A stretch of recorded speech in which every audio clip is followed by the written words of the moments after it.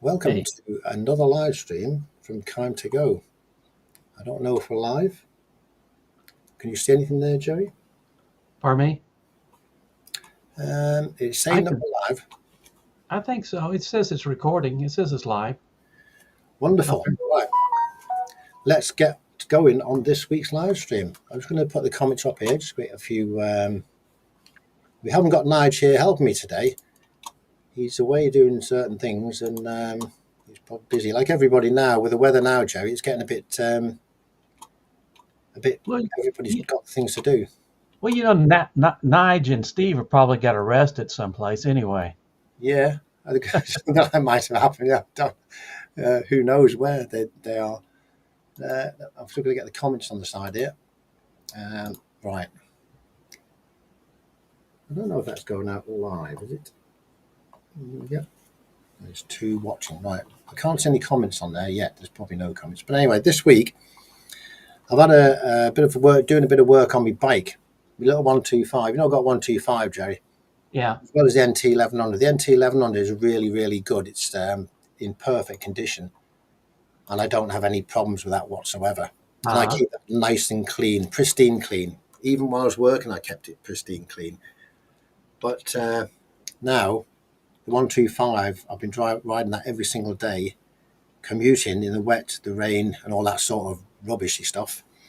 And it takes its toll on the bike. Good evening, Andy. Andy's just popped in. Thanks for coming along. I wonder about Andy.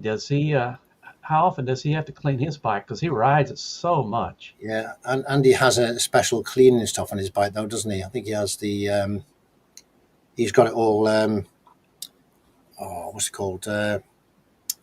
Ceramic coated and all that sort Oh, of thing. yeah, But yeah, yeah. I can't afford that, and I'm not working anymore, Jerry. Got to remember that now. I'm trying to save a bit of cash. So I've got to do everything all manual. Good evening, You're Zenith. Thank you for coming along. you're going about this the all wrong way, Joe. When you Why is retire, that? you're supposed to spend more. Well, yeah, I am going to. I'm going to start spending more, but it's a matter of what I kind of. It's a matter of Andy, getting around and used to spending money. Basically, I've even oh, saved money on. Zedhead's got the cold thing going. Oh, Who has? Yeah, Zedhead. absolutely with the cold. Well, I had a bit of. I've been at the field all day, flying planes because model planes that is, Oh, and I've been affected with hay fever. Normally, I'd take one of these tablets to sort of get rid of it when you go out, but I never took one. And all this eye come up all red and horrible, and it was pretty bad. I could hardly fly, but that's one of those things. So hey, during this week, uh, I've been quite busy. uh-huh. Obviously, I've got nothing to do now, Jerry. Oh, I'd stay busy all the time. So I thought I'll clean my motorbike, my little 125. And I realised how dirty it was. It's been running for a year, back and forward to work. And all it gets is like a wash. When it's salty, I'll definitely wash it down with a hose and get it cleaned. But if it's something like uh, leave it for a week and it's dry, it doesn't get cleaned every single day. And what happens is muck always builds up. Good evening, Monkeywood Garage. Welcome to the live stream. So I thought, with all the muck on it, I started to clean it. And then I thought, what sort of instruments can I use to clean all the difficult bits? Because a lot of people clean their bikes, Jerry. Now, if you've got a classic bike, which has got a lot of chrome on it and things like that, which really takes a lot of cleaning, Right. probably chrome polish. Do you use chrome polish on yours, or do you use Auto Sol or something? Yeah, I've got some I forgot what the name of this stuff is, but it cleans stainless and chrome and things like that. Yeah, It's good for the pipes. good for pipes. Well, yeah. Well, I've got a parts on my bike. Not much chrome on that bike. Only the forks on the bike's chrome, and in a year they've kept pretty well. Good evening, Dylan, and also new bikers come along. Cheers. Um, New biker made some comments on Saddlebags 73. did Thinks he? he was really hot making comments. I don't know if you saw that. We'll get back to your Chrome here. Saddlebags 73 went out in the field with a bunch of. He and his wife went out for a picnic with a red blanket. Yeah. Cows were just What's It wrong was, with that? If you're having a bit of fun on your bike, that's what you can do on a bike. and I bet you, new biker. I bet Angelo came up with about 3 or 4 really smashing comments. He was hot. I never even saw them. I've been quite busy, but Well, you've been cleaning the bikes. I have, yeah. What I'm finding now is, what I'm finding now is I'm trying to fill in my time with bits and pieces. So I'm doing the detaily bits I want to do. So the bike's perfectly clean. And this is a question I want to ask most people on their bikes. I know you give the paint a wash, you give the outside of the bike a quick wash with a hose and whatever cleaner you use, but do you give any thought to underneath the bike? Because underneath the bike is where it's starting to rust, especially on the 125, I've noticed. And I've decided I'm going to strip it all down underneath, as I do. I want it perfect now. I started, Uh-huh. I started cleaning a little bit, and a little bit more, and a little bit more, and then you think, well, hang on, if that's dirty, I want that clean. That's dirty. That looks. Once You it's know all, who you know who you're starting to sound like? well, I don't know, a bit My anal like, buddy Rabbit Roy. You know, the one with the planes and yeah, and the Morgan oh yeah, 3 and the classic bikes. yeah. I He tell you won't go. He won't go out riding. If there's a sprinkler going in the street, he'll turn around and go back. what, just for a sprinkler. Good Yep. evening, Frogzilla. We got Frogzilla in the on the channel here. So Andy says he's 25 more days and he's out on tour. brilliant, I, isn't it? I didn't know that you said he thought he had his bike ceramic coated. He I did, don't know didn't he? how you keep it clean though, because those cylinders stick out. You know. Yeah, the cylinder. Yeah, the cylinders probably catch all the dirt if you're riding along in the dodgy weather and that as well. Unless they're Bugs. ceramic coated as well, of course. You never know. I'll ask him. Did the ceramic coat the cylinders of your motorbike, Andy? That's probably what they've done. I take my belly pan off from time to time when cleaning. Now, yeah, that's a good thing. Would you have something? Do you have a belly pan on that 125? You don't have a belly pan. There's nothing on it whatsoever. You've just got the under the side stand and also a centre stand. A lot of bikes you don't get a centre stand anymore, but it's a centre stand that looks grubby and horrible. You got Uh-huh. all the oil off the chain and all that sort of stuff under there. So that's Well, going to take a bit of time to clean.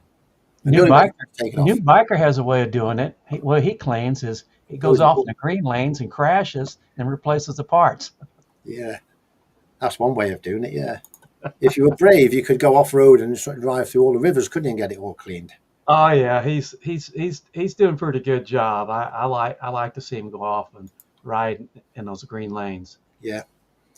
Yeah. Not it's not good when you come off, of course, though. But Now, Motor Ramblings had a video out recently where he was off in the green lanes and he stuffed it. He's riding one of those big. It wasn't a G. It's a Suzuki V-Strom. yeah, yeah. And well, you invent handlebars and things, don't you? There's no Handlebars, mirrors, and those handguards, they always go first. bits and pieces.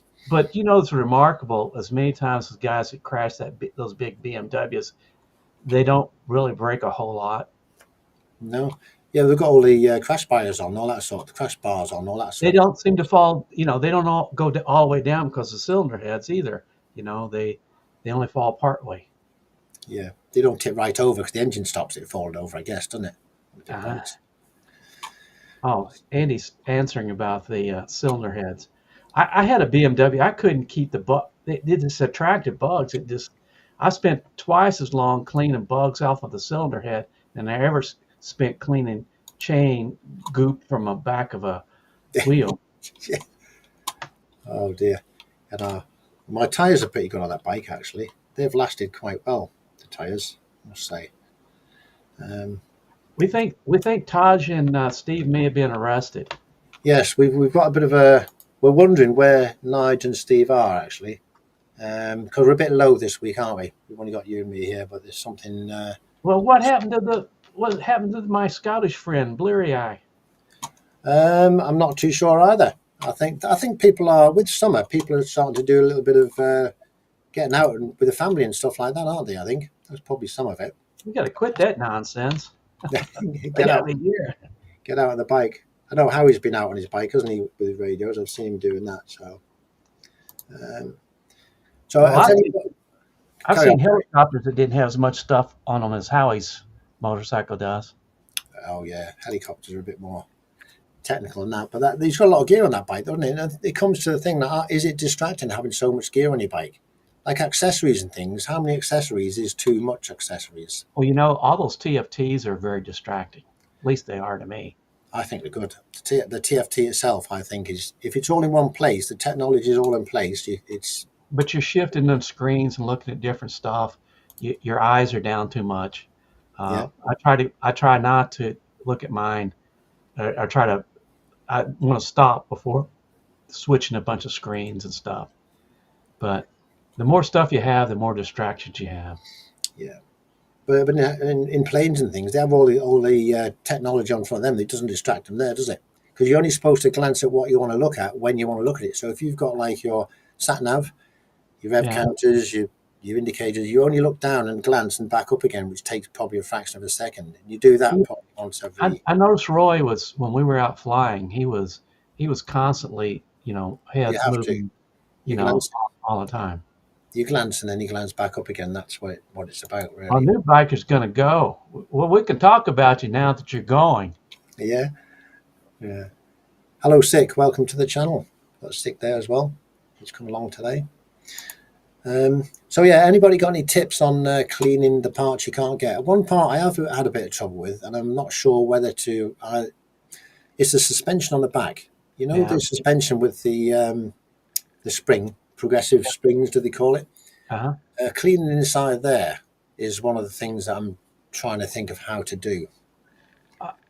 I one of the things I do on the shocks and also the around the header pipes is I take a length of cloth about, you know, 12, 13 inches long and about an inch and a half wide, and I cut it and I put the cleaning things on that, then just kind of rub it like, you know, rub it like that.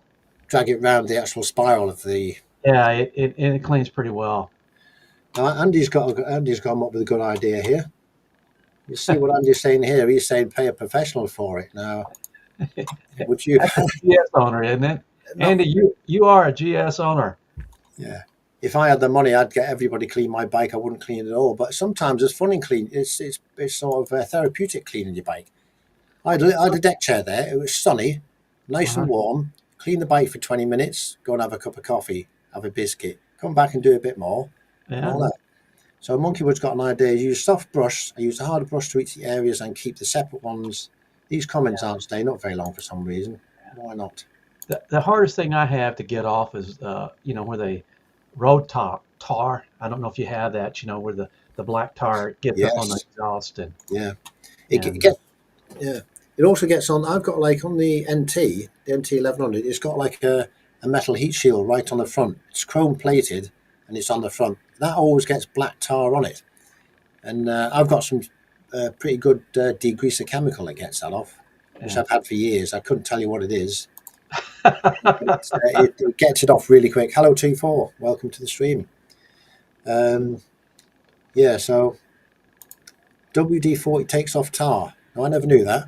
WD-40 has loads of uses. And Everything pretty much, isn't it? yeah, I'll have to try that. I've got some WD-40. Give See, that a Andy, you're jeopardizing your amateur status because I keep thinking you got somebody else cleaning your bike. But if you know that stuff, maybe you're doing some cleaning too. Yay. No, he doesn't need a cleans bike without a special cleaner, does he? Good afternoon, Motto Tour. Good to see you here. I'm just working on. If I look a little bit distracted every now and I'm just trying to get the comments to come up a little bit longer in the bottom because I crashed the system here. The EV Mux completely crashed this week, and I've been changing it around a bit. All my screens went and everything. So I know we normally put the comments up here, and they normally stay there. Yeah, I'm reading them. So they're good. They're good comments. You're Andy. He's pretty special. I don't know. We haven't seen Steve here, Extra Rider. He had a new video come out today. He did, yeah. I saw that on the CB350. Yeah, but you know what puzzles me is on stuff. I know it's a great bike and it's a great value, but a 350cc bike, it puts out 21 horsepower. Hell, Yeah. 50 years ago, they put out 42. Yeah. And I thought you'd be able to get a bit more power out of it as well. Because he said, but 70 miles an hour, if you're in fourth gear and you're doing 70, you put it in fifth gear, it doesn't seem to do any change, does it? It just, Well, it won't hold it. It doesn't have the horsepower to hold it. no, you can't. You have to get the speed up and it just keeps the speed there. But that'd be a deal killer That for me. I wouldn't do that's that. exactly what happens out of Bonneville Salt Flats. You run, you hit another gear, and it won't pull it because it can't pull through the air. It reaches its limit. Its Yeah. limit of what power it's got, yeah. But it's a not a bad bike for somebody who is not bothered about that and only wants to drive around 50 mile an hour or something like that down country lanes and things. It's a very attractive bike, and I like the way it looks. Uh, I was puzzled why they could only get 21 horsepower out of a 350. Yeah. So it's single cylinder, long stroke. I think he said it was a long stroke. But Yeah, it's a great price. It looks nice, nicely finished bike. You know, yeah, who knows? we'll see how that goes. See how they say it's selling well in, was it India or China? I think he said it's selling well. It's only now selling over here basically, and we moved it over here. Monkey Garage says Yeah, ideal for winter riding. Keep that's your right. main Yeah, bike as a out. second bike and commuting, I suppose it's really really good. You know, keep your main bike out of the salt. That's what I've done with my 125. That's the only reason I bought that bike was to keep my NT 1100 nice and pristine, which it's done really good at that. It's paid for itself over and So over again just for that. once you do all this cleaning you're doing on this 125, are you going to ride it next winter? Or are you going to buy something else? Well, I don't need. I am going to ride it. I'm going to ride it all the time. I'm going to be going out on that bike as well as my NT 1100. I'll be going out on both the bikes, but I'll be making sure I keep them nice and spotlessly clean. And if it rains, it rains. There's nothing wrong with that. Andy was asking about the new 1300 GS. I saw, new 1300 RT. I Yeah, saw that a road test. I don't know, it was 44 Teeth or somebody was doing it, and no, it wasn't. It was a big brand. They were doing it, and they really liked it a lot. But he'd owned the RT before, and he really liked it. I just got a question about the motor on it. You know, I don't. It looks fine. I think it handles fine. I just worry about that 1300 motor. Just doesn't sound right to me. On those no, GSs anyway. just going to paste something here.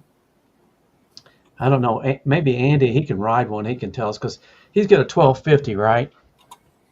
Yeah, So if he's got a 1250, he's put so many miles on that 1250, he should be able to tell us the scoop on the 1300. I trust what he says more. good 'Cause, evening. We've got a good ice Diddy here as well. Sorry, Jay. Carry on. Sorry. uh, I just sometimes some of those motor journalists I don't trust because they don't tell you what's wrong with the bike until they ride the next year's bike, and then they come clean about everything was wrong with last year's bike. They Yeah, just didn't mention. that's why that's good. Why you've got people like Stephen and Esther Ryder. He'll Yeah. tell you how it is. You would never know if you bought that bike that it would have that problem. Not a problem, but that limitation doing 70 mile an hour down a motorway. You've got no power at the top end, would you? Andy says it's a bulletproof motor. No, I heard one. It sounded like somebody dropped a box of rocks in it. One of those 1300 GSs. It didn't sound good. It may be bulletproof, but it sure didn't sound good. So, let me see. So he's only got a fear. He said he doesn't want to drop it. That's the thing. Well, Expensive.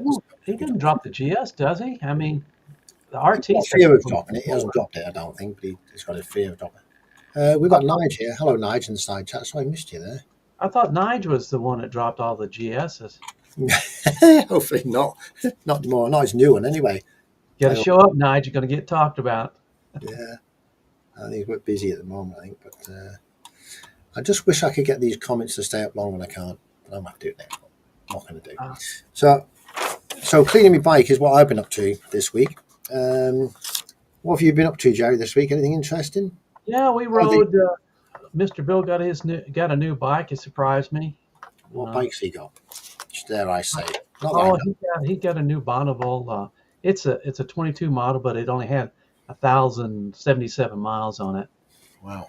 He told the first time he told me the guy that owned it before was like 85. The next time he told me the story, the previous owner was 87. Wow. So every time he tells me the story, the guy gets a little older. Yeah.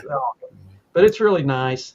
Uh, but the trouble with Mr. Bill is he spent all week trying to put stuff on that bike. He's ignored our Bonneville bike. Yeah. It's a nice bike, though.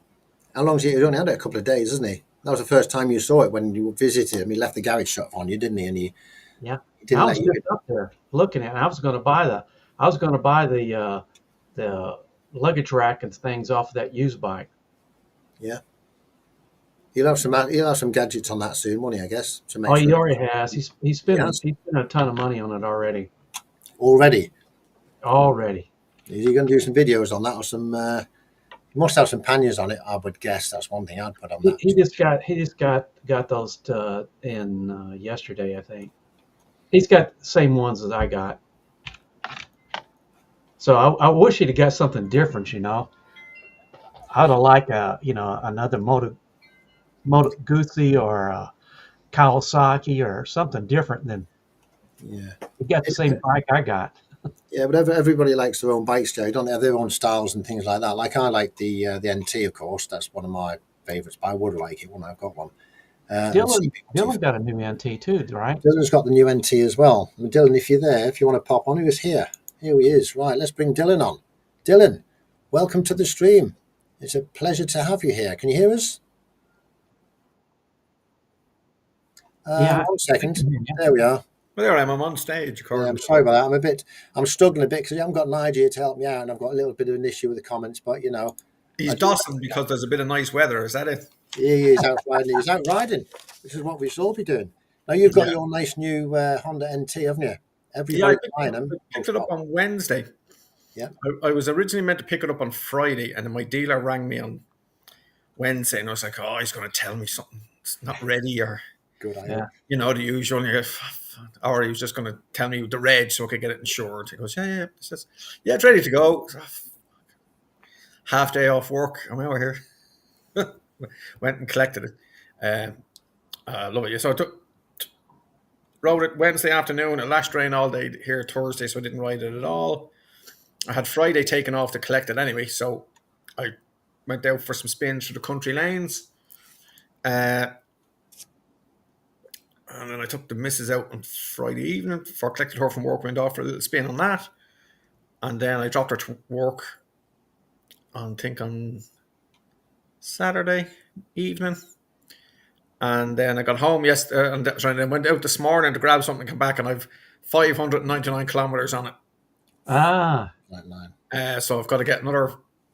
I'll be ringing the shop it's a bank holiday here tomorrow. So I'll be ringing the shop on Tuesday morning to book in my first service. So it's like.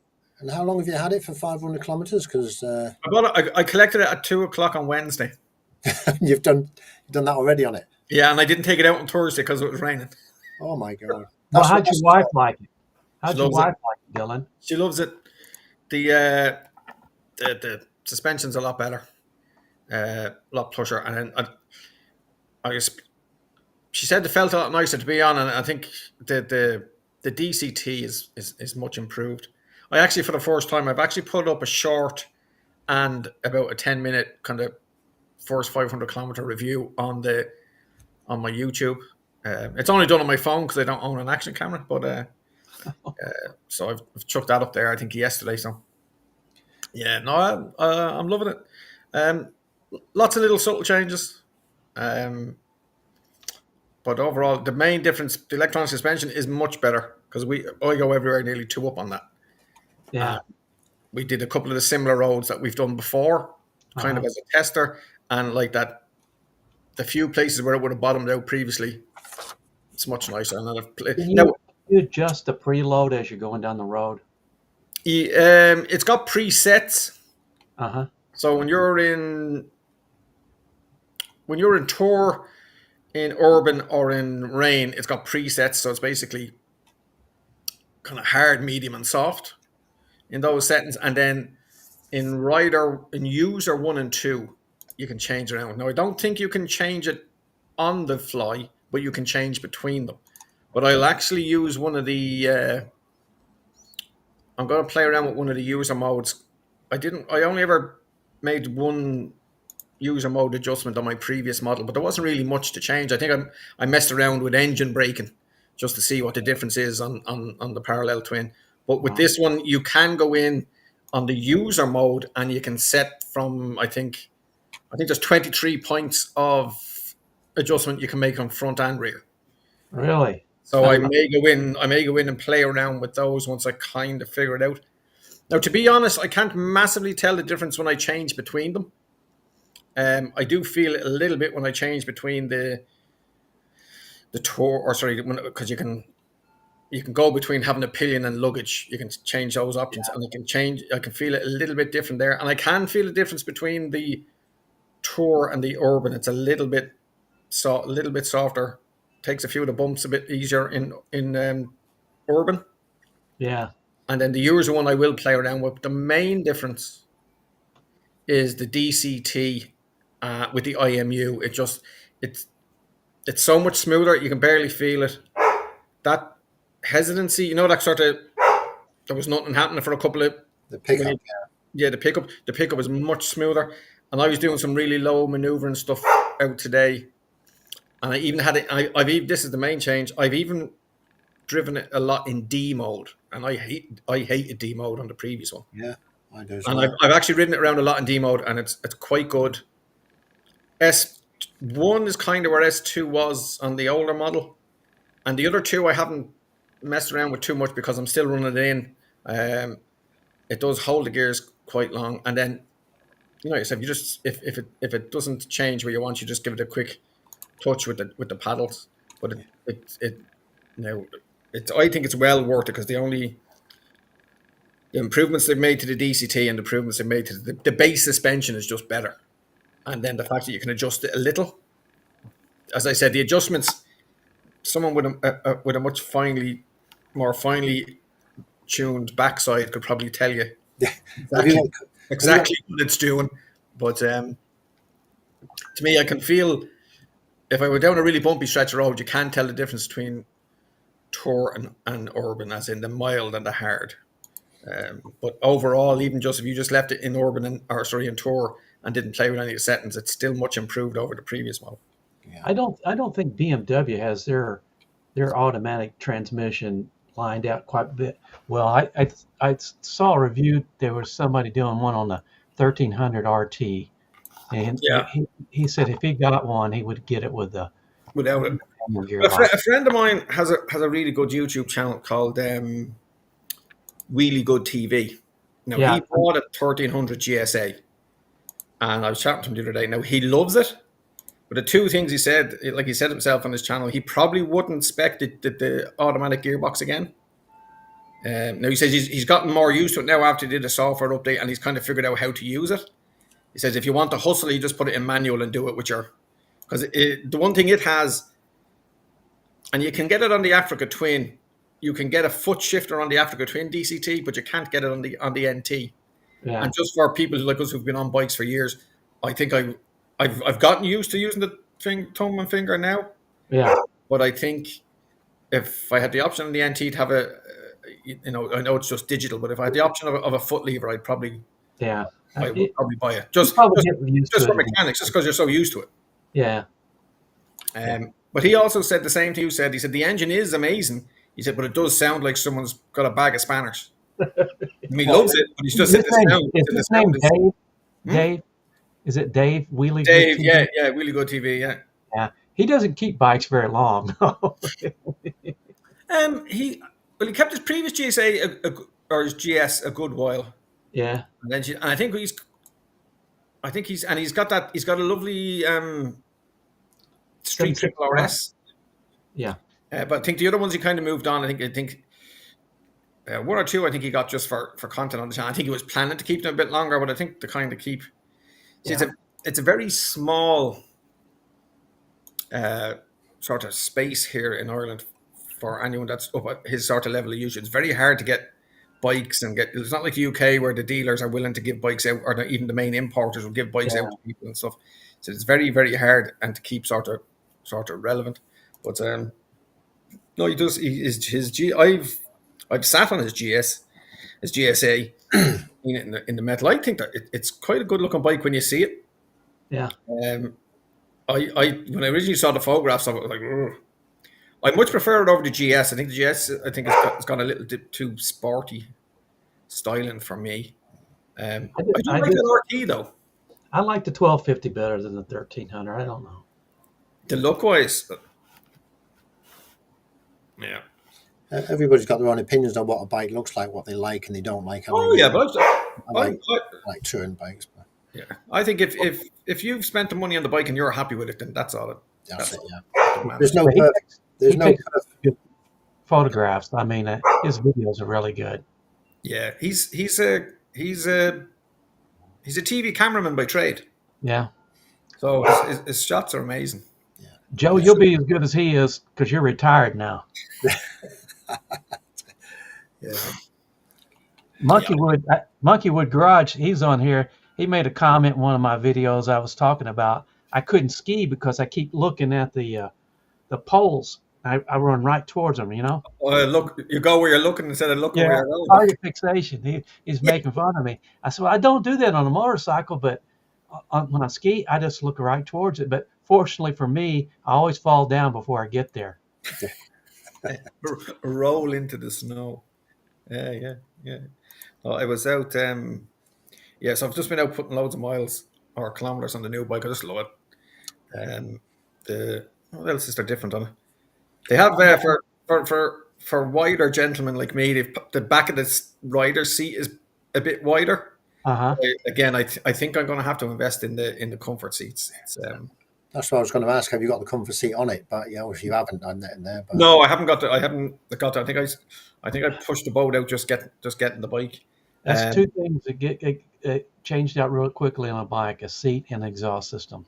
Yeah, I wouldn't change the exhaust on it. I think the NT actually sounds quite nice as it is. I think it gets. I think sometimes on the down change and stuff, you get a nice little burble out of it, a nice little sound. And then I have a CB 1300, and I've actually taken the noise exhaust off it and put a standard one back on. Yeah. It was I think with that it was a combination of the little screen and the exhaust and a few other bits was just giving me bloody headaches when I rode it. Yeah. And I was just like, you know what? The other thing was because it never had a power commander, it was real. It was hunting a lot at low revs. If you're driving through my local village, it'd be kind of bouncing along, So we got Tom STC on, and he's got a MT-01. Have you seen his MT-01? Joe, have you seen his MT-01? I've not seen his MT-01. I'm afraid no, that's a very unusual bike. It's a small bike, is it? Small one? No. It's MT-01. It's tell us a little bit about it, Tom. It's what bike is it based off of? Is it? Oh, yeah, it's the MT-01. Is that the original one they did? Yeah. Yeah, the twin. With a big. It's a twin with a exhaust. Yeah, big sort of wheelbarrow style handlebar pipes. Yeah. I actually quite liked them. I do too, but I don't think they sold very many, did they? No, but they laid the groundwork for things like the MT-10 and all the other MT bikes. But it's pretty unusual bike, and it's got a good sound to it though. Yeah, they were. It's a little loud, but it's good. It's like they took a chopper engine or something. I think the V-twin now that was used in one of their cruisers maybe. Yeah. But it was a big old engine. Is it a 1200 or a 1300 or something? Let's see. I can't remember what was the right. It was for its time, considering all the other stuff Yamaha were doing. It was kind of a bit out there. So, here's a good question. Shaky's just come on in. He said, "What's your thoughts regarding bikes with no tech?" A bit like the CB350 that Steve was showing. That had no really technical gear on it, did it? Really, at all? No, I don't consider ABS technical gear. And, Well, I've this got a just happened this- CB1300 with like it's got ABS, and I've got a 1999 Honda Blackbird that has the only technology on that is the combined braking system. Yeah. So I think the best analogy I use for people is it's like shoes. You know, you wouldn't wear your tennis shoes to climb a mountain, No. and you wouldn't wear tap dancing shoes, you know, to run a marathon. Different bikes fill different niches, and I think as we get older, and if we're lucky, we get to have a couple at once. Yeah, And it's And cost you're as kind of well. looking for something to fill that's exactly right. little niches, you know. It's cost as well. They're more expensive. The more gadgets you put on, the more cost you get to the bike. I was Oh, looking at a little 125 today. While I was cleaning it all up, I was looking at how the mechanism for the linked braking on the little CB125 works. It's very, very basic. What it is when you press your foot pedal down, there's a linkage, and the linkage is linked by a cable that goes to your brake lever. And what Yeah. that does, as you press the pedal, that linkage pulls the brake lever in. It's so simple, but it's real. It links to the back wheel. I thought it was very, very clever. Never knew how that worked, but It is, It's but massively complicated on the Blackbird. It's all hydraulic. on the better bikes, it probably is. This is just. I think it first rolled out on the Blackbird. And what it is, when you look at the front of a Blackbird, it looks like it has 6-pot brake calipers, but there's only 3 pistons in it. The backs are blankers, and when you pull the front brakes, the top and bottom piston on the left and right push in, and the middle piston on the back brake pushes in. And when you do the back brake, the 2 push in and the 2 middle ones on the front. So the bike would, instead of where my camera was, instead of diving like this, it would kind of progressively go down. Was the idea?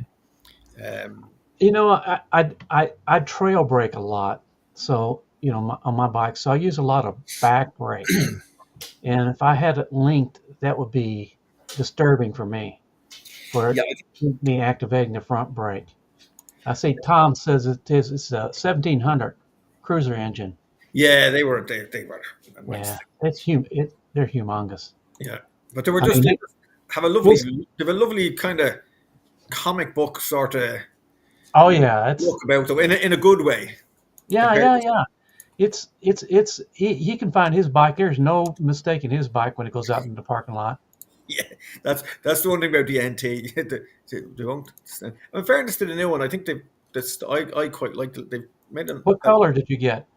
I got the the gold one, ash matte metallic. I think they call it, Oh, or matte ash. I have to look. I have to spot that and see that. You can have a look. You can have a look at my YouTube video if there's a little picture of it. Right. I'd get the blue one. The blue ones are nice. I'd love the blue one. Nice. Yeah. Do you think, Dylan, it's worth upgrading from the older version to the new version for the cost wise? Because obviously you trade them in. That bike when I bought mine was about 13 grand or something like that. Yeah, I lost a chunk on the trade-in because Honda in Ireland had a load of the 2024s in the warehouse, and they dropped about 2 grand off them. Wow. So so it cost me a bit more than I would have liked it to, but I think it was worth it. I have to say that. Bought the bloody thing, but no, I actually do. As in the change, it is that much of a step change. The suspension and the upgrades they've made to the DCT, I think it's definitely worth it. Yeah. Um, And did you get the panniers with yours as well? The panniers not top box, or do you have to buy a top box? the panniers in Ireland and England and a few places in Europe, the panniers come with them. They don't come with them in America because I think they must know the Americans will pay more, and us Europeans are too fucking stingy. You know what I mean? Yeah. But I think it's a market thing, because if you buy a Tracer 9 here, or if you buy a couple of Euro bikes in that bracket, they come with boxes. So I think the NT is quite a good.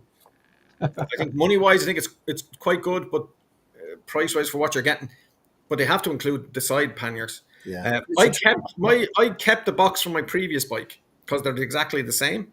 Yeah. And the dealer who I bought my bike from said there was no kind of value in it for him. Yeah. If I kept it, he said it didn't really mind him. And I kind of think, well, he could probably get a little bit of markup on selling the guy. You know, he'd probably make a little bit on selling the guy when if he wants one. So he did. Fair play to him. He threw in. I haven't got it yet, but he's getting me the color matched panel.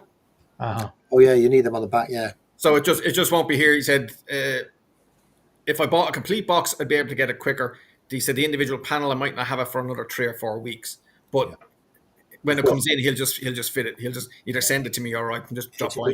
it takes 5 minutes to fit. I know that because Yeah. it's just held And on like 4 bolts with washers on. Andy asked a very good question. Does anybody buy a bike and never mod it? Most of my bikes, I don't do any. Well, what sort of modifications? Yeah, To it? I define always add something to it. modification. Yeah, I always add something to it, but I don't do anything to the mechanical modifications for a bike. I will never do anything to the suspension, brakes, anything like that. But adding things like sat navs, cameras, and that sort of You gear, put a spark plug on yours. I did. I That's replaced not the a spark plug on modification. that Though. one. You didn't put a second part. Like it's not a twin No, spark now. I could have drilled a hole and put It's drilled a hole. drill an extra hole, stick an extra spark in. You I know, wonder I don't think I've ever bought a bike that haven't changed something on. I'm very reluctant to change the exhaust systems nowadays. Yeah. For the most part, I don't. Um, but I do sometimes change air cleaners and handlebars, and I add a luggage rack, or on my new bike, I added a center stand. You know, I find as I'm getting older, I like the bikes as standard as I can get them. You guys look at the young fella talking you're about. not older. I know. Well, I'm older than I was when I was in my 20s. But I had in around 2000, 2001, I had a 1997 Honda Fireblade, Mhm. and I had 6-pot AP floating calipers fitted, brakes and calipers fitted on it, full Akropovich races titanium exhaust system on it. I put a CBR 600 17-inch front wheel in it. I had the Oh, that's modifying. That is. there was a ton of stuff. I had a billet aluminium top yoke. I took off the pillion seat and put solo seat on it. Had the Harris hanger for the exhaust. Jesus. Put the mirrors off because I didn't need to see what was behind me. If Not if they're going past they you. could talk to me. So I went Oh, fucking like, mental, and I loved that bike. yeah. And I went and it was all I had. I didn't have a car. I didn't have anything else. And strangely enough, I didn't have a girlfriend for a long time at that time. It must have been all the money I wasted on the fucking motorcycle. Well, I loved that thing, and I went everywhere on it at like 110%. And then it's like, but now as I'm getting stuff, it's like, nah, I don't want them too loud now. Although unusual for me, I would consider getting a KTM SMT, the old 990 one. And I'd put noisy pipes on that because a V-twin with noisy pipes is just fucking lovely. And plus, I can get one of them for half the price of a Honda SP1. Because that's what I really love, but you just can't get them for loving their money. Oh, they're giving away the KTM's now, aren't they? Yeah, the old I'm talking about the yoke I'm looking at. We were from 2008 or 2012, like Yeah. old bikes. I heard KTM got some more money, so they're back in business again for another month or two. The Indian crowd that owns 50% of them or something. Yeah. TVS, is it TVS? No, that they own Bajaj. Bajaj or whatever they're called. Yeah. But Yeah. I mean, if they can get themselves in order and stop. It was strange enough. They need to stop building. They just kept building bikes during the pandemic, but nobody was buying, and they just kept building, and then they ended up with, like, what did I say, 250,000 bikes. Yeah. Sitting in warehouses. It's like, fuck me. It's hard to believe that they had that many bikes. They would build that without stopping. Yeah, I think it's mad. Like, I mean, what are you going to, man? And it's not like they're cheap. I mean, they're high end products. Like they're in that sort of. Well, they were. I don't know if they will recover back to they were kind of competitors with Ducati and all those sorts of people now. But now people. I know the deal I was talking to, he wants every Ducati or he wants every KTM in the shop gone because he just said that people are just scared of them now. Yeah. Do you think the price will go down on them? Obviously, if they want to get rid of them, they'll probably put them down cheap, I suppose, wouldn't they? Well, 6 of 1, they've got to make the money back, so they can't. I think one of the other problems. That's 22, yeah, isn't it? Well, one of the problems they've had as well is the dealers have been dropping the prices consistently of brand new bikes. So the second-hand market, a lad's bought a bike for 20 grand. 6 months later, the company are selling the exact same bike Now they're selling it for 17.5. So he's lost it. He tries to sell that second hand. Someone can go out and buy a brand new one, and they keep devaluing their own stock, sort of thing. Yeah. Andy says KTM dropped CF Moto now. I didn't know. To me, CF Moto's kind of going uphill, right? I mean, their stuff's going up. Yeah. They need to sell something. I think KTM, I heard, they're paying their creditors 30 cents on the dollar. So, well, it paid off. They made the deal they did. They paid $600 million. The creditors are paid because the rest was written off. So if you can imagine, $600 million was the cheap get out of jail clause. So they must have owed. I think someone said they owed nearly $2 billion. Yeah. Bloody hell. $2 I billion. mean, that's just kind of. I mean, it makes you wonder how they get into that sort of a state, isn't it? Really? How would you, if you would back them and lend them any money, or if you knew they were in that sort of debt? I think it's a case because the other crowd owned so much a percentage of them. It's just it's a case of, they can't let them fail. To a point. Yeah. Now there's going to be a period of time where they're going to have to dig themselves back up out of the shizzle because the people, what do they do with all those bikes? Do they try and offload them somewhere? And some. Well, somebody mentioned, I was watching the video, says he would buy a KTM if they make them more reliable, make something other than orange, and make a bike that had something that didn't look like an insect in front. Yeah. But that was the whole point of KTM, is they're the out there nutter bike. Yeah, but they can still be performance off road. It was really reliable.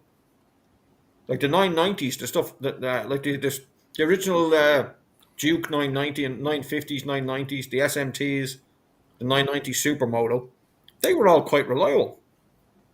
Well, why are they reliable? What's the problem with them bikes, reliable wise? I don't know. They've had some electronics issues lately, and then they've had something. Is it with camshaft?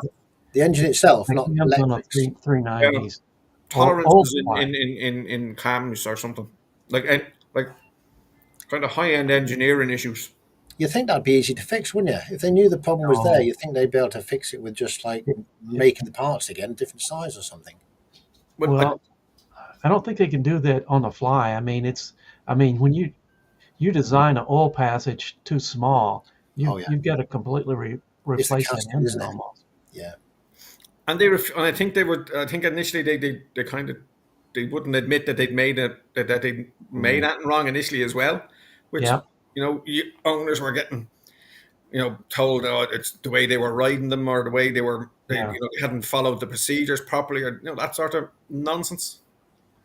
That's one of the things that I got to give BMW credit for is they have a lot of recalls, but they don't usually blame it on the customers that much. They do pretty good with the recalls. Yeah, I don't mind. I think I wouldn't mind a recall insofar as the fact that the company's actually admitting there was an error and they want to get it fixed. Right. Rather than like them going, oh no, rather than a load of engines blowing up and them going, oh, that's the way you're riding them. Like there's 10,000 of them have blown up in the last 3 years. Like everybody's riding them wrong. It's not us.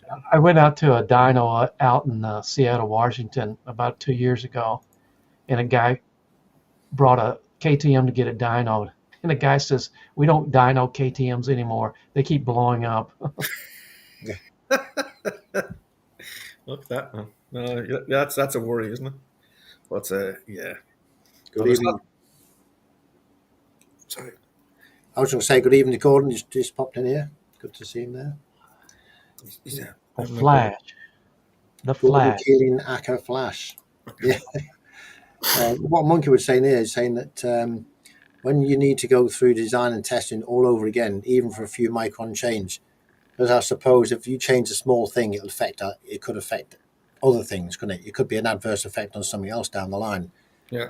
And it has to be tested. You can't just sort of change it and say, we'll do that and modify it. I think they said was it cams or something? I think the cams hadn't been made to the right tolerance or something.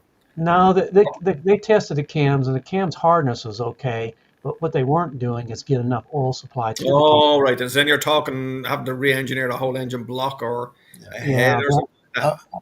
I would just turn the pump pressure up. Yeah. Get you around there a bit quicker. Well, I'm glad you're not an engineer, Joe. Oh, yeah. Oh, yeah, I've done enough engineering. I've given up on that now. Yeah, that's One why of he's the retired. one of the things I used to do is we do the missiles. We have really close tolerances. The missiles. So one supplier would run at the high end of a tolerance, another supplier would run at the low end. And when you put them together, they would never actually work. Yeah. And we had trouble the engineers to understand that until we took them down to the floor and said, "You put it together." You, Then you once think they did that, we didn't have any problems anymore. you think they'd understand it as engineers, where they design and stuff. You think they'd understand things like that, wouldn't you? Surely.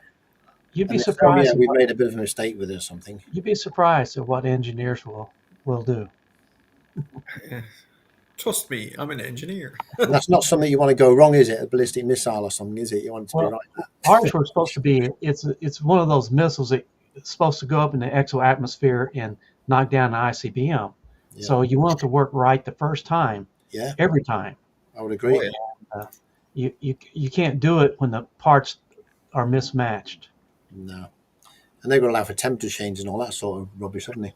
Oh yeah, and they might not fire for 10 years. They got to be good for 10 years when you put them in. They don't strip them down, do a maintenance job on them every now and then, do they? Repaint and maintenance and check them before they stick them back in the next silo or whatever they're doing. I used to go out and watch them put the missiles together, and somebody would drop a screw down, right? Deliberately. Oh, unless you can turn it upside down, the screw falls out. You just got to take everything apart again. Wow. Obviously, they don't do that very often, do they? I remember dropping a screw. No, not more than once. I remember dropping a screwdriver in a car engine. It was an old engine, and it went in the engine as I was putting the pistons and everything all back in. And it dropped in the bottom. How do you do that? As I put the pistons in, went down the side when I was messing about with the rings, wasn't the it? rings and things. I was only young at the time, about 18 at the time, messing about with an old engine. But I left it there. And when I finished it all and the engine started up, it ran all right because I think it was right down in the sump. It was self-tightening. It was, yeah. I think it was down the sump somewhere, but if that had bounced up somewhere, it would have caught up. Okay. Yeah. We've established now that your expertise goes to putting a spark plug into a 125. Yeah. And also putting screwdrivers in engines where they shouldn't be in Yeah. the sump. Yeah. So you're happy with Joe's your... the electronics expert. You see, he's up with the and he's making his 3D plates and things. So that's his specialism. Who, me? Yeah. Yeah. And I've retired. I'm going to have a bit more time. There's a bit more time for that. Now I've got the top box that I broke on the NT when it fell over. It fell over in the wind. I don't mean to see that. Yeah, I saw that one. Yeah. It smashed the hinge on the back. And what I'm going to do, I'm going to make a hinge for that, a 3D print a hinge that can be put on there to make the top box back to normal on there. That's the job I'm going to do on there. I've also got some little jobs to do on the 125. On the 125, the down tube at the front. Yeah. The mudguard is really short and the water goes right up to where the engine is. Yeah. So I'm going to make a piece that goes on there that stops it from going onto there. 3D They won't print. make a big mud guard nowadays on anything. Yeah. They That's another thing they've done on the NT, the new one. There's a basically fender extender built in. The back of the mudguard is much longer. Why don't you just make them longer in the first place? Because Yeah, that's what they've done now. So when you buy the NT now, the front mudguard is actually longer now. It drops down much further than the previous one. So there's lots of these little fiddly tweaks. We're getting a load of confessions here now. Look, Gordon Keane first. He dropped a tape measure down a cavity wall, left it. I suppose it's still there. The cavity wall hasn't got any moving parts inside it. Somebody one day is going to find that, haven't they? Has anybody else had any sort of near misses that they've left in an engine, or like they've left a bolt out that's critical? I did find something on my bike that's actually vibrated off as well. While I've been looking through and cleaning it, on the adjusters for the rear wheel, you've got one nut, and then you have the tightens on it. Yeah. One nut was disappeared, and the other one was loose. So when I tensioned the chain the last time, I mustn't have tensioned the actual the locking nuts together. Are they not beyond the adjuster? Or They are are they different from 125, are they? Right at the very back, yeah. There's like, where normally you have a threaded part that comes out and you tighten it and the wheel pulls back. There's two nuts on there. Yeah, one is there's a bolt and the other one has a nut on it. But surely, I never tightened them. the actual block that they're pushing against stops them coming off. Oh, No, I see what you there's two. mean. It was two nuts. There's two. What you do, you tighten the first knot up, which actually brings the wheel back, Yeah, and yeah, then what yeah, you're supposed to do is lock them up yeah. Yeah. with the two spanners both ways, and then tighten the wheel up. But Yeah. I mustn't have done it then because there was a knot missing off it. But the I've never one, noticed that. so I did the ones on my CB 1300 when I was just in the chain. But one of them is I think it's a bolt. It doesn't actually. So there's a flat bolt, Yeah, that's and then better. so the nut can't go anywhere. If you know what I mean. Yeah, that's Oh. better. Yeah. Hey, Joe, this will make you feel better. Go on then. My next video, I'm putting a center stand on my new T120, right? Oh, So I get the spring. yeah. I have not got enough horsepower to pull the spring to load it, right? Yeah. So I get my wife out there.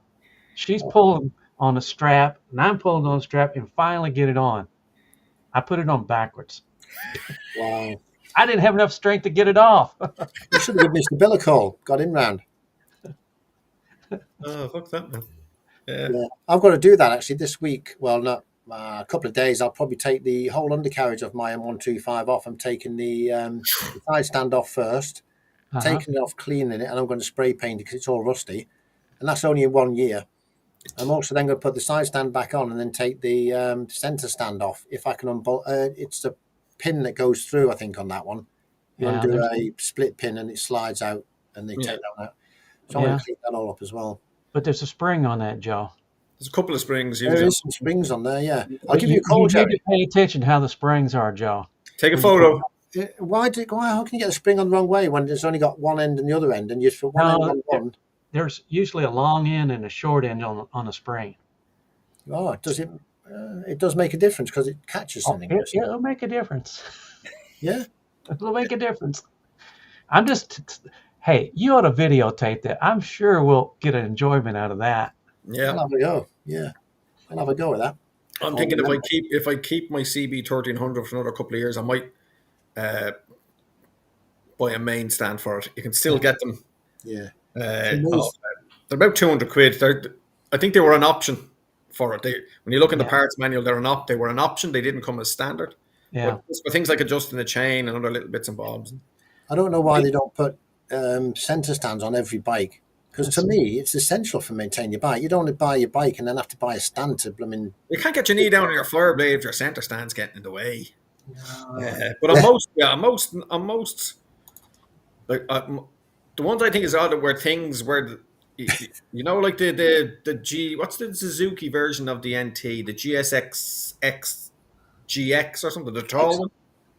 But a lot of those, and I think it's like a BMW car thing. It's a fucking extra. If you want a main stand, you got to pay. If you want heat grips, you got to pay.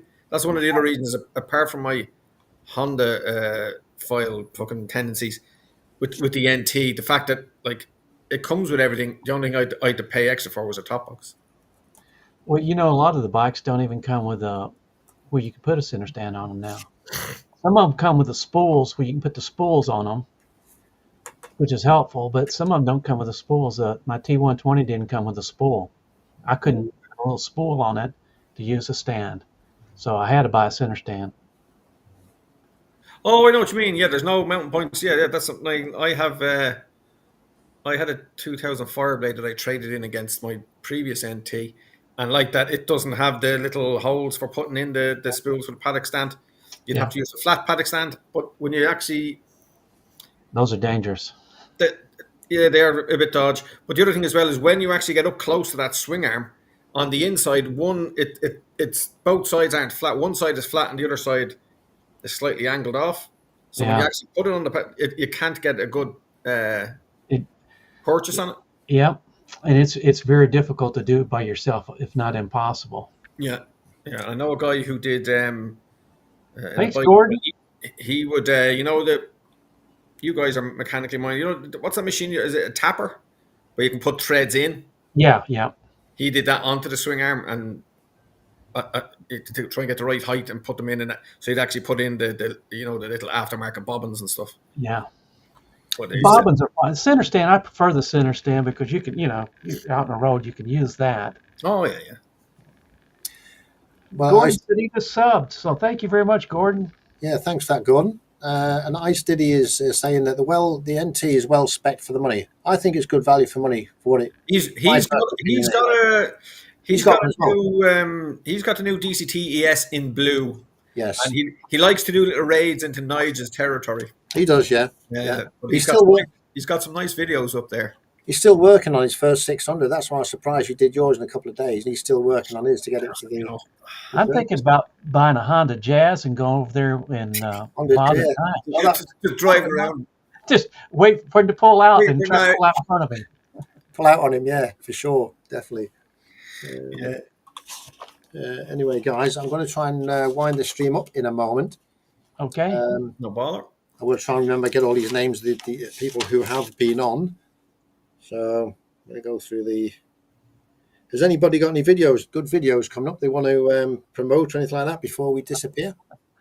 Anything coming Good live? videos or My videos? own ones that I threw up for the first time ever. They're not very good, but if people could give them a look, it'd be Yeah. much appreciated. That's the other thing I meant to ask you guys. Have any point me towards a good free video editing software, or do you have to really pay if you want something semi decent? I would say, in my view, you want to use a program called it's Video Proc Logger.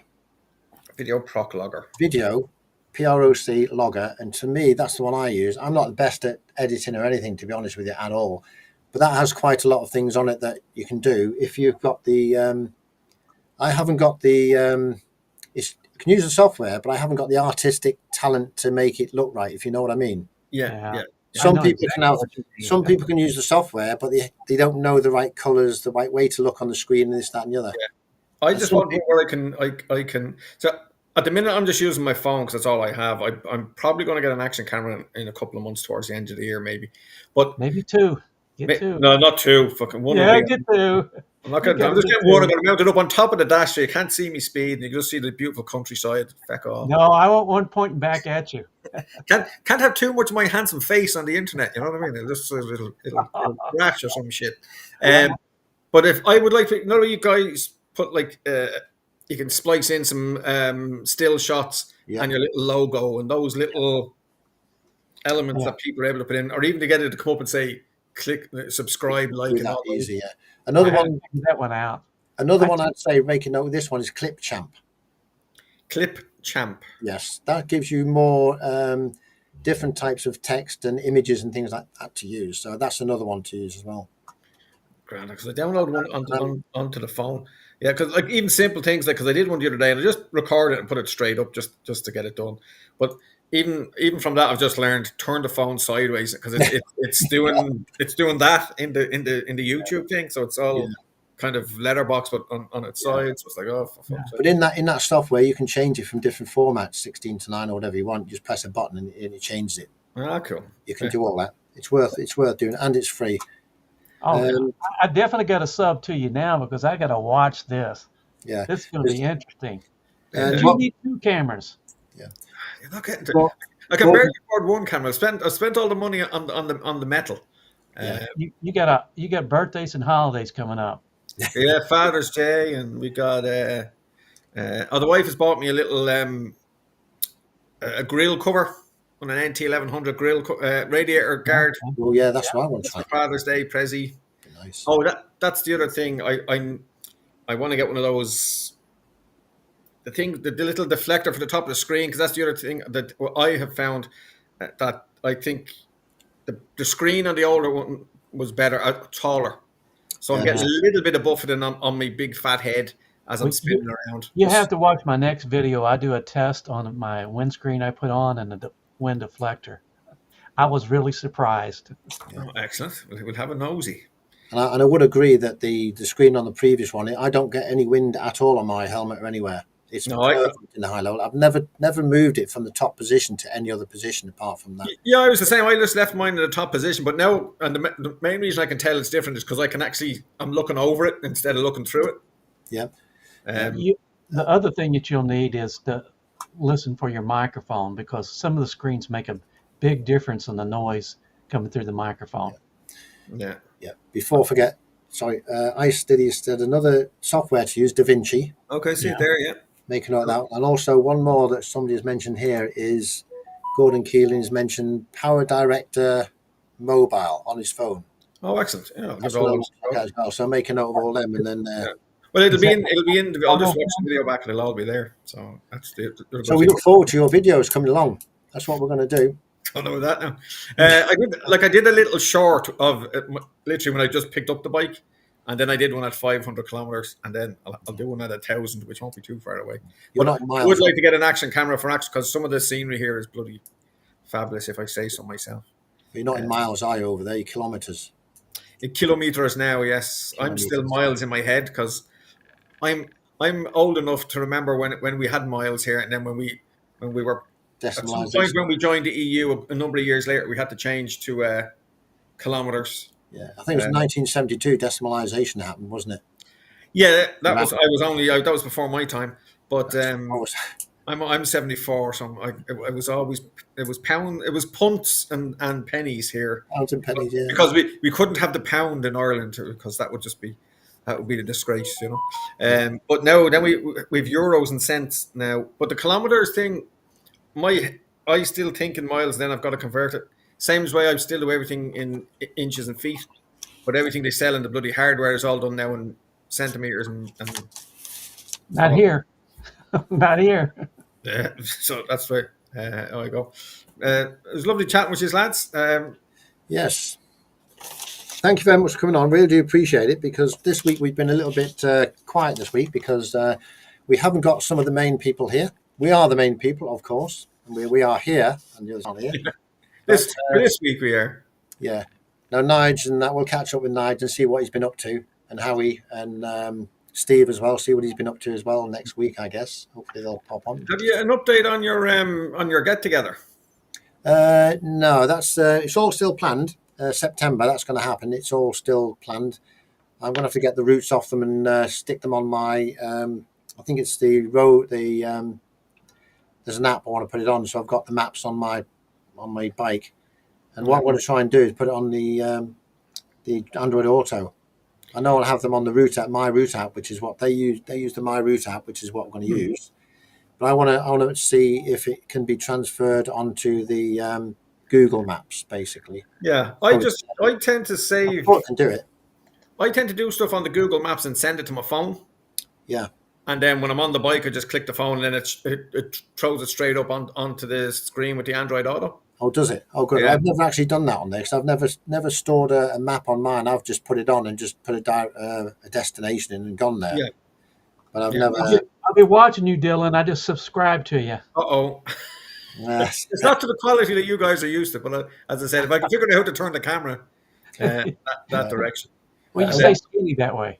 Yeah, I'm thinking maybe the Action 5, but then I might have to. Then I think the mics are a couple of £100 extra, aren't they? Those little mini mics that you. The mini mics, yeah. You have to come on. Howie is obsessed with microphones. He'll sort you out. Yeah. Watch that. So I'll be looking back over his Nice. older one. Nice, both of them.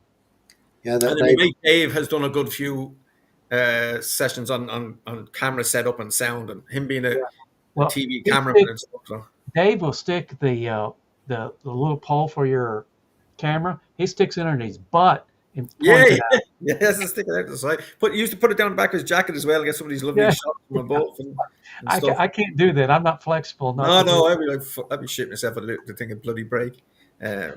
Gordon, thanks for coming along. Really appreciate it. And Jerry, you're going to have a bit of a binge on your video, so be careful there. Careful what you say. Huh? Yeah. He says, I will be having a flat cap binge. See you later. So you're getting a bit of checking out your videos, I think he's on about there. Well, you have to do a lot to catch up with you.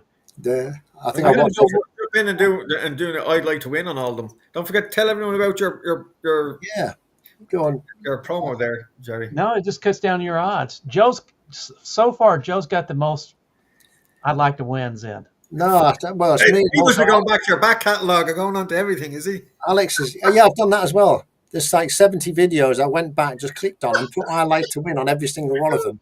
I thought I was doing well, just making sure. I watched them all anyway, but it's just, there's going to be 1,000 tickets with my name on it. And 2 with mine. And I'll end up picking somebody else. and it'll be one of them 10 that, not one of the thousands that wins, because that's the way life works, isn't it? At the end of the day. Yeah. Sir, just before we did your exhaust turn up yet? Yes, it did. And in fact, I'm going to go work on it as soon as I leave here. Oh, excellent. It'd be nice to hear that. Is it straight through, or is it? No. Is that not It's loud, not, or is that? Tuned. It's a very tuned exhaust, so Okay. it will be loud, but it's one of those $2,500 exhaust systems. So But that won't matter on the salt flats, though, will it? Do they have a noise limit on the? Oh, look! How we heard us. you've never been out to the salt flats. When they start some of those vehicles up, the sound waves will knock you down. Yeah, I know they don't worry about it. You can hear the people running out there on the Bonneville salt flats from 10 miles away. Wow. Sorry, how we just thrown up there saying the Mike Mini's only 49 pounds each. Yeah. So And the Action 5 is best, he apparently. Yeah. Those boys will hurt your head with the stuff they come up with. But it's good advice. If you listen to Howie and Nige, how they know these things off by, they know what's good, what's bad, and also Steve as well. They do a lot of testing and trialing on these things. Yes. They Yeah, test got a good few there, which as well. So they argue. Steve and Nige argue for about 50 minutes every video on that. when they start off, or they'll stop halfway through a ride, and they'll You didn't stop, start yours. pull over for 5 minutes while they sort the Bluetooth gone off or something like that. At least they leave it in, so we can have a bit of banter. Yeah. Oh, I have fun listening to it. He'll have to do one at the end of the year of who wins the leaving the indicators on. Oh yes. Yeah. I think Steve's going to shoot him one of these days. Us exclusive NT riders have auto cancelling indicators. So Exactly. We don't have to worry about that sort of peasantry. Yeah. Only the corner's tight enough, mind you. I often wonder how long it is before Nige picks up that he's left the indicator on. Is it 3 flashes, 5 flashes, or is it a minute? Or I'm going to have to ask Nige that, because that's a burning question. I've been worrying. I think Nige waits for Steve, and he waits for him. And if it doesn't turn off in 2 blinks, he's on him. I know.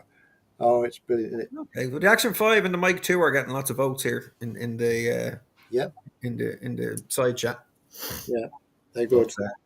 Well, Dylan, it's good having you on here today. What I'm thinking of doing is mounting mine above the dash. You know, the cowl above the TFT screen, Yeah. and having it looking out through the screen as opposed to having it sitting on my chin. He'll protect it, but would not get any bugs and things on there. I don't know. I'll give it a go. I can always move it. And you might get a bit of distortion on plastic. I don't know. You need 2. Fucking made of money. For your wife, you need 2 cameras. You bought an NT. That's an expensive bike.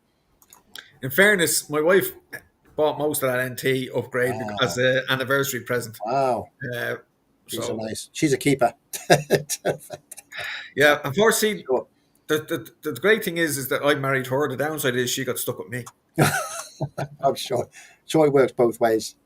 But look, she's a few years younger than me, so when I pop me clog, she'll have loads of insurance money to spend. It's good when you get the wives and your partners who are in agreement with the motorcycling that you're doing things. Because sometimes you get the wives don't like people your partners go out on the bikes and things, but it's good to have somebody who's the same way, basically, isn't it? And yeah, I mean, in fairness, I don't think I would have put as much miles on the NT if she wasn't coming with me. Yeah, and in fairness, I would prefer to go out on the bike with her for a few hours than to go to some of the biker things that they'll be on, because we'll drive somewhere, have and then we get there and have a bit of crack and just She's listening to this podcast, isn't she? Yeah, don't kill me, honey. No, she's work. She works nights mostly. She's a nurse, so there's a lot of night shift and stuff. So, right, guys, I'm going to have to shut this up. We got some before we say that. We've got Steve M109R has just arrived. Good evening, Steve. You come just in time for us wrapping up the stream, but thank you for coming along. We do appreciate it. So what we're going to do is I'm going to say thank you to Jerry, Flat Cap Cafe Racer, and Dylan from Cavan. How do I say? I keep getting your name wrong. And I've lost. It's Cavan Honda Rider. Cavan Honda Rider. You can recognize him by a small screen on his videos. Yeah.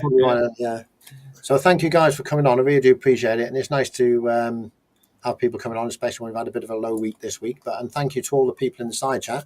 And I'm just going to go through the names in the side chat. Thank them all. And I'm going to start from the top. If I've missed any, Jerry, I'm counting on you this time because Nigel's not here. So let me go through the top. So I want to thank Monkeywood Garage, Frogzilla, Sick Bastard 71. He turned up. Andy GSA, Tom's STC, Shaky. Now, I don't know where Shaky. I've never heard of Shaky before. That's probably one of Nigel's channel members, I think. Gordon Keeling Flash, Howie 702. He turned up as well. He's around there somewhere. He's not in jail. He's not in jail. He's there Right. somewhere. He's probably playing around with his mics and something or other, I guess. How do we miss? We had Growing Serenity. Thanks for popping in. That's the first time I've seen her here. That's brilliant. Tolga, legend. Thank you for popping in. Ice Diddy, Calvin Honda Rider, 2-4, Motto Tour Island, New Biker. He popped in at the beginning of the stream. Gordon Keenan Flash, Carney's Ride. And I think that is all we had on the stream. Zedhead as well. I never wrote Zedhead down. Sorry, Zedhead. Missed you there. But yeah, you did. Howie's having a lovely. Let me just go. He's having a barbecue. Having a BBQ, yeah. And Nige. Howie's saying plastic screen will give you picture distortion. Not that good an idea, but will provide protection for the camera. It's all about quality. So it depends. Trial and errors, I think. Do it and see what it looks like. That's the angle. Yeah. Yeah. And then we've got thanks. Somebody's growing serenity. Thanks for the stream. Hope you all have a one night. We certainly will. We won't have as good a night as Howie. He's having a barbecue. Nice feed up there. And mobiles are allowed in jails if they're in a jail. There's Tolga. Thanks very much for popping in. Appreciate that. Monkeywood Garage. We will see you all next week. And another one here is the final one. I don't know if you remember, but I found a link through Waco Places, Tours and Streams. So that's whatever that is. I don't know where that is, but that's where they've found our channel. So we get around. Brilliant. We'll have to apologize to her later. Yeah, I'm sure it's good. Yeah, she has a good channel as well. So I would say all the people who are in the side chat here, it's worth just visiting their channels if you have time and just see what the channel's about. And if any of the channels spark your interest, then subscribe to the channels that are there, because obviously supporting the channels, all channels, like Kevin Honda Rider, Jerry Flat Cap Cafe Racer, Nige, Howie, and Steve, and all the channels, and Alex, the Adventure Blair Review. They're all chaps, and we all have a laugh on a Sunday. Try to make your week a little bit easier when you get to work, because I'm number 14, Dylan. Number 14 on your. All right, and also Shaky as well was here, and Tom's STC. I've got that as well. So yeah. If I missed anybody, I apologise. Thank you very much for watching, and I'm going to close the stream, and I'll catch you all next week. Take it easy, gentlemen. Bye for now. Cheers. Get some nice riding in while the weather's good.